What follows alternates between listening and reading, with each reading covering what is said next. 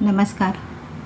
रामो राजमणी सदा विजयते, रामं रमेशं भजे, रामेणाभियता निशाचरचमो, रामाय तस्मै नमः. श्रीराम. आजचा विषय आहे आपला रामदासांची साधना व तपश्चर्या. तर हा विषय मी जरा रामदासांच्या ह्याच्यावरच आहे. तो चिंता करीतो विश्वाची या आंतरिक स्फुरणातून समर्थांनी घर, स्वजन, जन म्हणजे आप्तस्वकीय तर सगळे बाजूला हे करून या सर्वांचा अगदी नावाचाही त्याग केला आणि बाहेर पडले. त्यांना रामभक्तीचे वेड जे होतं ते लहानपणापासूनच होतं आणि पायी प्रवास करत करत करत ते नाशिकच्या काळाराम मंदिराच्या इथे आले. त्यांनी दर्शन घेतलं आणि त्या मूर्तीचं सगुण ध्यान, सगुण रूप बघून त्यांना खूप आनंद वाटला. मन भरून आलं त्यांचं. परंतु अंतःकरणात अस्तित्व जे असतं ना ते जाणवलं नाही. मनातल्या मनात त्यांना दुःख झालं आणि हनुमंताला सांगितलं की विद्याभ्यास, ज्ञानसाधनेची प्रेरणा त्यांना तेव्हापासून तिथे मिळाली आणि हे तरुण जाण्यासाठी काय करावं लागेल, हे आपल्याला मिळवावं लागेल हे त्यांना जाणवलं तिथे.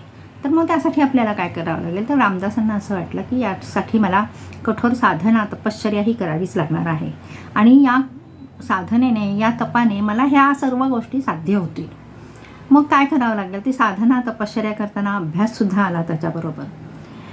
हे सत्य त्यांना तेव्हा कळलं की मला जर पुढे जायचं असेल, मला जर समाजाला जागृत करायचं असेल तर या गोष्टी मला आधी मिळवाव्या लागतील. आणि हे सत्य होतं, तितकंच सत्य होतं. आणि हे काय असेल तर तपाने आपल्याला हे साध्य करता येईल. मग नाशिक जवळ एक टाकळी गाव आहे, तिथे समर्थ पोहोचले. अगदी शांत जागा होती. नंदिनी गोदावरीचा संगम होता तिथे आणि एक जुनी म्हणजे मठी स्वरूपाची जागा होती आणि तिथे निंबाचं झाड होतं, उंबराचं झाड होतं, वडाचं झाड होतं, वृक्षवल्ली आम्हा सोयरे अशी त्यांना तिथे त्या झाडांची पण साथ होती. आणि हे स्थान कसं होतं, तपश्चर्येसाठी, साधनेसाठी खूप चांगलं होतं आणि त्यांना ते मिळालं. तेव्हा ते रामासमोर म्हणतात, अनाथ मी हीन दीन दरिद्र भजन नेणे काही, तुझवीण मज या जगी पाहता कोणीच नाही. रामाला अगदी कळवळून सांगतात की मला तुझ्या वाचून कोणी या जगामध्ये नाही आहे. मी हीन आहे, मी दरिद्री आहे, मला काहीच कळत नाही, मी अज्ञानी आहे.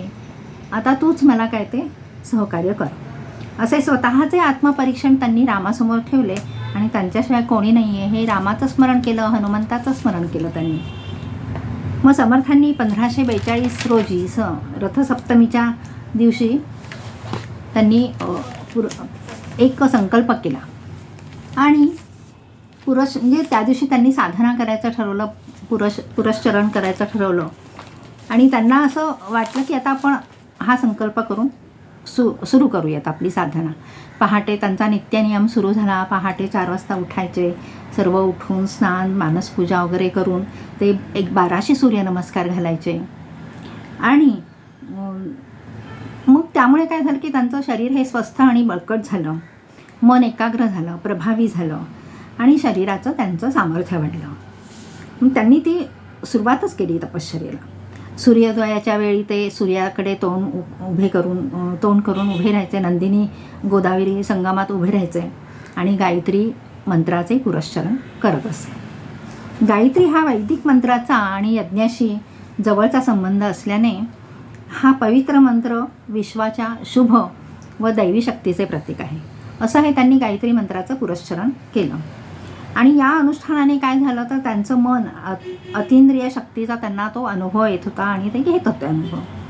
मग त्यामुळे काय झालं की गायत्री मंत्राच्या पुरश्चरणाने त्यांची वाक्सिद्धी म्हणजे वाचा किंवा वाणी, ती सिद्धी त्यांना, संकल्पसिद्धी आणि भविष्यज्ञान या शक्ती समर्थांना प्राप्त झाल्या. असं हे गायत्री मंत्राच्या पुरश्चरणाचं महत्त्व त्यांना लक्षात आलं आणि त्यांचं अंतरंग हे सूक्ष्म आणि संवेदनशील झाले. मग गायत्री मंत्राच्या जपानंतर त्यांनी काय केलं तर श्रीराम जय राम जय जय राम हा त्रयोदक्षरी मंत्राचा जप त्यांनी जपास सुरुवात केली. आणि हा जप जवळजवळ 12 वर्षामध्ये 13 कोटीचा संकल्प होता. मग परावाणीतून तो सहज पुरलेला हा तारक मंत्र समर्थांना अखंड श्रीरामाच्या अनुसंधानात राहायला सहाय्यभूत ठरला. मग सतत ते नामस्मरण श्रीराम जय राम जय जय राम, श्रीराम जय राम जय जय राम. मग त्यामुळे काय झालं की त्या जपामुळे रामाचे गुणसुद्धा त्यांच्या अंगी प्रकट झाले आणि नाम त्यांच्या मनामध्ये प्रत्यक्षात सूक्ष्म रूपामध्ये सूक्ष्म स्तरात पोहोचले. ते असं हे नामस्मरणाने त्यांच्या शरीरावर, त्यांच्या मनावर, त्यांच्या अतींद्रियावर हा एक चांगला अनुभव आला. नामस्मरणाने महायोग, अखंड अनुसंधान हा ज्ञानयोग व श्रीराम चरित्र मनन हा भक्तियोग समर्थांनी अनुभवला. म्हणजे इतकं हे त्या मंत्राचा किंवा त्या जपाचा अनुभव त्यांना खूप चांगला आला. मग नामस्मरणाने काय झालं तर त्यांना अनाहूत नादाचा अनुभव आला. श्रीरामाची दासपणाचे नाते हे दृढ झाले, चांगले झाले, पक्के झाले आणि कायावाच्या मनाने ते श्रीरामाचे झाले. म्हणजे इतके ते अद्वैत स्वरूपामध्ये श्रीरामांच्या ह्याच्यामध्ये एकरूप झाले होते. किती दृढ नातं असेल बरं ते. आणि इतकं त्यांनी स्वतःला वाहूनच घेतलं होतं की मला श्रीरामाचं दर्शन हे व्हायलाच पाहिजे, असं एक त्यांच्या मनामध्ये नेहमी असायचं. आणि ते निर्गुण आणि सगुणाचे उपासक होते.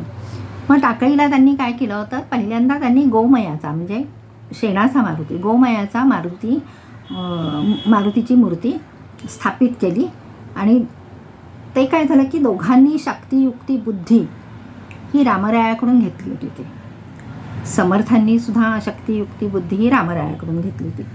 आणि बालपणापासून मारुतीरायांनी समर्थांचे रक्षण केले होते. ते कसं की बालपणामध्ये सुद्धा समर्थांना मारुतीरायांचा अनुभव आला. अगदी 11 वर्षाचे असताना सुद्धा त्यांना मारुतीरायांनी दर्शन दिलं आणि त्या दर्शनाने सुद्धा त्यांना प्रभू श्रीरामाचं हे दर्शन झालं. मग काय झालं तर क्रियाशीलता, म्हणजे जसे हनुमानामध्ये जसे गुण होते तसे क्रियाशीलता, गतिमानता, शत्रुभयकारक किंवा ईश्वर केंद्रित वृत्ती हे गुण त्यांना आत्मसात झाले किंवा केले त्यांनी. आणि श्रीरामाच्या सेवेला त्यांनी आपलं जीवन सगळं समर्पित केलं. असे हे आपले साधना आणि तपश्चर्या करताना आपल्याला ह्या गोष्टी आढळून येतात. मग समर्थानंतर काय करायचे, त्यांनी जेव्हा गोमयाची मूर्ती केली मारुतीची, त्याच्यानंतर त्यांनी त्याची पूजा करायची, नैवेद्य अर्पण करायचा, असं हे सगळं त्यांचा नित्यनेम वगैरे सुरू होता. मग दररोज ते 5 घरी भिक्षा मागायचे. प्रत्येकाकडून 1 मूठ पीठ अशा 5 मुठींचे पानगे करायचे आणि ते पानगे करून श्रीरामाला नैवेद्य दाखवायचे.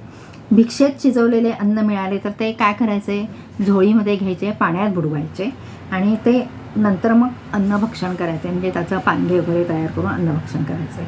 कारण त्यांना एक माहिती होतं की चवीला आणि बोलण्यावर आपल्याला नियंत्रण पाहिजे, की आपल्याला अमुक एक गोष्ट अशीच पाहिजे असं त्यांचं नव्हतं. चवीचं काही असा त्यांचा प्रकार नव्हता. म्हणून या गोष्टी आपल्या दूर व्हायला पाहिजेत. रस आपण म्हणतो ना, चवीमध्ये रस आलेला आहे, मग तो रस आपल्याला नको, म्हणून त्यांनी अशा प्रकारचं त्यांनी एक पानगे तयार करायचे, थोडीशी भाजी करायची, नैवेद्य दाखवायचं आणि मग ते अन्न ग्रहण करायचे. म्हणजे त्या अर्थाने असा विचार केला तर बोलण्यावर सुद्धा त्यांच्या नियंत्रण असायचं, चवीवर नियंत्रण असायचं. मग भिक्षेच्या माध्यमातून काय झालं, त्यांना व्यक्ती, कुटुंब, समाज यांचे निरीक्षण करून लोकजागर व संघटन त्यांनी उभे केले. अनेक माणसांना त्यांनी जोडले, अनेक माणसांना आपलेसे करून घेतले, त्यांच्या मठामध्ये सामील करून घेतले. अनेक ठिकाणी त्यांना महंत मिळाले, महंत तयार केले त्यांनी आणि अशा रीतीने त्यांनी मठ आणि मंदिरे उभी केली. आता राष्ट्रप्रेम व धर्मप्रेम तसा विचार केला तर किती सूक्ष्म विचार असेल त्यांचा, तर राष्ट्रप्रेम आणि धर्मप्रेमसुद्धा त्यांनी जागृत केले. रामदासी संप्रदायाची भिक्षा हे प्रमुख अंग आहे आणि ते आजपर्यंत चालू आहे. आजपर्यंत जरी रामदासांच्या पादुकांचा दौरा जरी कुठे गेलेला असेल, कुठल्याही जिल्ह्यात म्हणा, कुठल्याही गावात म्हणा, कुठल्याही शहरात म्हणा, तर तिथे ही भिक्षा मागतातच. म्हणजे तुम्ही कोरडी स्वरूपातच द्यायची किंवा काय तुम्हाला दान करायचं असेल त्या दान स्वरूपामध्ये द्यायचे. तर त्यांच्या इथे एक शास्त्री बुवांचे एक वेदपाठ म्हणून होते आणि ते वेदपाठ जे होते ते शाळेमध्ये पुराण आणि श्रवण करत असे. मग दुपारच्या वेळेत ग्रंथाचा अभ्यास करत असे. रामदास स्वामी समर्थ हे जे होते ते दुपारच्या वेळेस अनेक ग्रंथांचा अभ्यास करत होते. मग ती कुठले कुठले अभ्यास ग्रंथाचा करत होते तर भगवद्गीता होते, नंतर अनेक गीतांचा अभ्यास होता, वेद होते, भागवत पुराण होतं, उपनिषदे होती, वेदांत, श्रुती, ह्या ग्रंथाचा अभ्यास ते करत होते. आणि याचा जो उल्लेख आहे तो दासबोधातील दशक 1 समास 1 मध्ये याचा उल्लेख केला की कुठल्या कुठल्या ग्रंथांचा अभ्यास समर्थांनी केलेला आहे. समर्थ रात्री वाल्मिकी रामायण ग्रंथाचे लेखन करत, म्हणजे त्यांना लेखनाची पण अत्यंत आवड होती, अक्षरसुद्धा त्यांचं चांगलं होतं.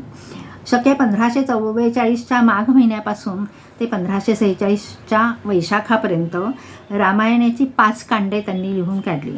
आणि नंतर जेव्हा तीर्थाटन झालं त्याच्यानंतर 1567मध्ये उत्तरकांड व 1571मध्ये त्यांनी अयोध्याकांड हे लेखन पूर्ण केलं. किती आवड होती त्यांना. अशा पद्धतीने त्यांनी त्या रामायणाची ही जी कांड आहेत, उत्तरकांड म्हणा, अयोध्याकांड, किष्किंधाकांड, बालकांड, अशी जी आहेत सुंदरकांड, हे त्यांनी लिहून काढलं. किती मनापासून त्यांनी ते लेखनसुद्धा पूर्ण केलं. मग रामायणाची जी पोथी आहे ती आजही आपल्याला धुळे येथे वाग्देवता मंदिरात आपल्याला दिसून येते, पाहायला मिळते ती आपल्याला.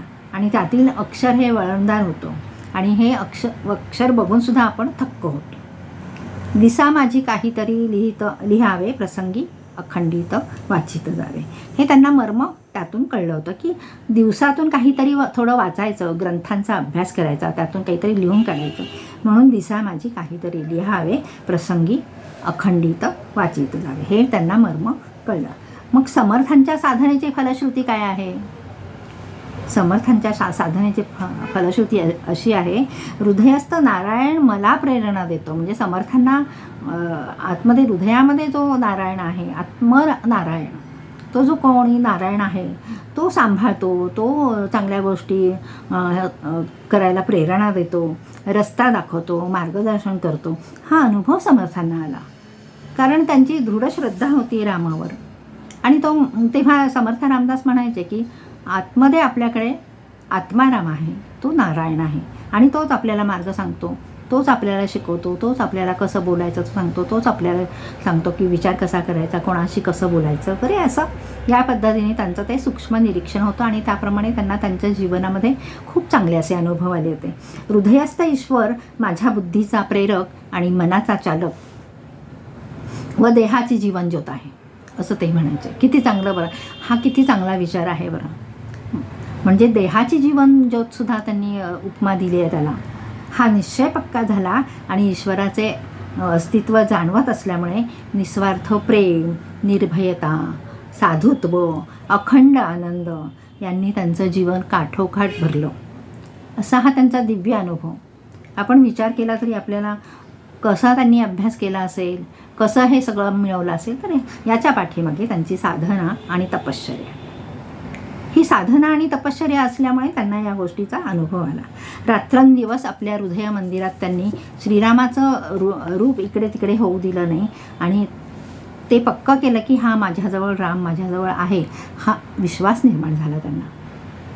त्यांनीच तर ती बुद्धी दिली, बुद्धीची प्रेरणा त्यांच्याकडे होती म्हणून तर इतक्या अनेक ग्रंथांचा अभ्यास करून मोठ्या प्रमाणात त्यांनी लेखन केलं. काय काय लेखन केलं असेल त्यांनी परत की मनाचे श्लोक लिहिले, दासबोधाचा ग्रंथ पूर्ण केला, आत्मराम हा त्यांनी एक छोटासा ग्रंथ होता तो लिहिला, काही आपण म्हणतो अभंग लिहिले, असं की दासबोधाची ती गाथा, अभंग लिहिले, आरत्या त्यांनी जिथे जिथे जाईल त्यांना तिथे ती आरती सुचली.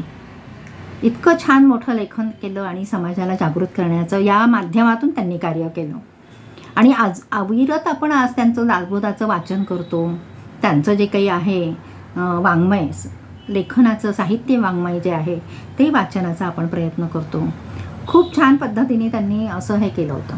मग ते उत्तरेकडून येणारे यात्रेकरूसुद्धा म्हणत असत की समर्थांना सांगायचे की अरे आमच्याकडे तर खूप मोठ्या प्रमाणात धर्मांतरण होत आहे. मग हे ऐकल्यानंतर जेव्हा समर्थांनी तीर्थाटन केलं, देशाटन केलं, ह्या गोष्टी त्यांना लक्षात आल्या आणि 12 वर्षाच्या तपश्चर्येनंतर त्यांचा रक्षण करता प्रभू रामचंद्र आहे असे समर्थ रामदास रामराज्य निर्मितीचं जेव्हा स्वप्न उराशी बाळगत होते तेव्हा राम माझे मनी राम माझे ध्यानी. समर्थ म्हणतात, राम माझे मनी राम माझे ध्यानी, शोभे सिंहासनी राम माझा. किती छान. आणि अशा तऱ्हेने त्यांनी साधना केली, तपश्चर्या केली आणि मिळवलेलं जे काही आहे, साध्य केलेलं जे आहे, अखंडित आपण प्रसंगी अखंडित वाचित जावे असा हा त्यांचा दासबोधसुद्धा तुम्ही वाचला, रोज एक समास वाचला तरी खूप छान त्यांनी दिलं. म्हणजे दशक आपण म्हणतो ना, 200 समास आहेत आणि 20 दशक आहेत. असा हा दासबोध आपल्याला खूप काही शिकवून जातो, खूप काही मार्गदर्शन करतो. आणि या दासबोधामध्ये एक प्रश्न एक उत्तर, जसं तुम्हाला प्रश्न पाहिजे असेल तर तसं उत्तरही लगेच पुढच्या ओळीमध्ये आपल्याला दिसून येतं. अनेक विषयावर, म्हणजे या 200 समासामध्ये अनेक विषयावर त्यांनी लेखन केलेलं आहे. असा हा दासबोध खूप छान आहे आणि तो नेहमीच तुम्ही वाचा. अशी ही त्यांची तपश्चर्या याच्यामधून आपल्याला कळून येते की कसं त्यांनी तीर्थाटन केलं, कसं समाजामध्ये सूक्ष्म निरीक्षण केलं. किंवा भौगोलिकदृष्ट्या जर तुम्ही विचार केला तर भौगोलिकदृष्ट्यासुद्धा त्याच्यामध्ये वर्णन त्यांनी केलेलं आहे. प्रत्यक्षात त्यांनी परमार्थाच्या काही गोष्टींचं वर्णन केलेलं आहे. इतका सूक्ष्म विचार, राजकारण आहे त्याच्यामध्ये, सामाजिक कारण आहे, समाजकारण आहे, शिक्षणाचं दिलेलं आहे त्यांनी. प्रपंच कसा करावा, परमार्थ कसा करावा, भौगोलिक वर्णन आहे, आकाशगंगेमधलं वर्णन आहे, अजून बऱ्याच प्रकारचं त्यांचं हे आहे, वर्णन त्यांनी केलेलं आहे की ते जर आपण वाचलं तर आपल्याला थोडंसं काहीतरी आपल्याला घेता येईल किंवा त्यांचा कृपाप्रसाद आपल्याला मिळू शकेल. असं हे लेखन साहित्य तपश्चर्येने, साधनेने त्यांनी मिळवलेलं होतं. अशीही त्यांची तपश्चर्या आणि साधना होती. राम माझे मनी राम माझे ध्यानी, असंच त्यांनी हे केलं ना. त्यांची ती ओवी आहे, शोभे सिंहासनी राम माझा, सर्व काही माझा राम आहे आणि त्याने मला बुद्धी दिली. अशी ही बुद्धीची देवता. गणेशाला वंदन केलेलं आहे, सरस्वतीला वंदन केलेलं आहे. मग विचार करा, अशी ही तपश्चर्या केलेली आहे. मग आपण समर्थ रामदासांना आज इथे त्यांचं स्मरण करून म्हणा, त्यांना नमस्कार करून आज आपण इथे थांबूयात. जय जय रघुवीर समर्थ.